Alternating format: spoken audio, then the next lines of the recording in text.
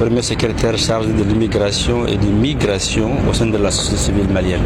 Quelles sont vos impressions après l'octroi de 50% des frais de bourse? Bon, nous sommes très satisfaits parce que ça a été quand même très long en négociation. Monsieur le Président est très dur en négociation et grâce aux pressions menées par mon conseiller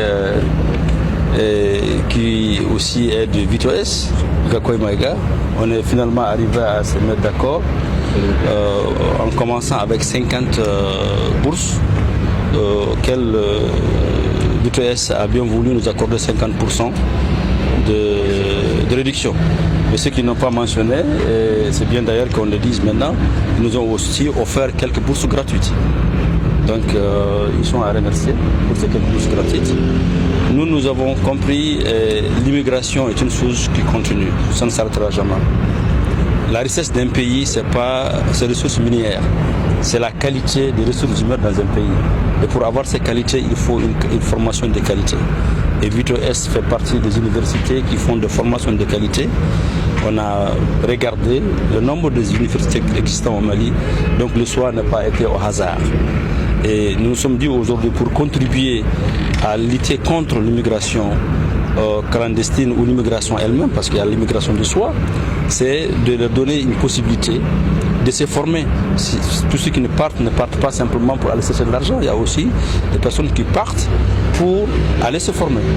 Et ce que nous voulons dire, que c'est possible avec la diaspora malienne de se former à Bamako.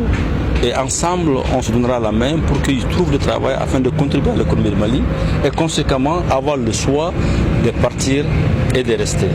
Donc on commence aujourd'hui avec 50 bourses. Je crois que c'est la première fois qu'une organisation de la diaspora malienne ait une vision de l'éducation de ses qualités. Nous sommes plus de 6 millions de Maliens établis à l'extérieur. Le CSDM a aidé à mettre en place un groupe qu'on appelle des ressortissants, tous de Maliens, je dirais, de Maliens nés à l'extérieur, qui ont voulu venir étudier au Mali.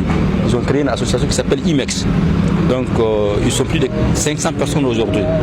Et avec cet accord, ça nous permettra également d'orienter ces personnes qui désireraient envoyer leurs enfants étudier au Mali, et VITOS va les former.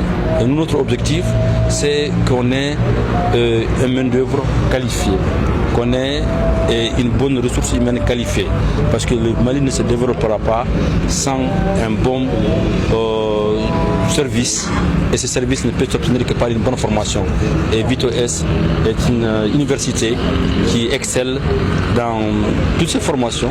Et nous sommes heureux aujourd'hui de commencer avec 50 et nous espérons, Inch'Allah, d'avoir dans les années à venir au moins 50 000 immigrés maliens se former pour contribuer au développement du Mali de demain.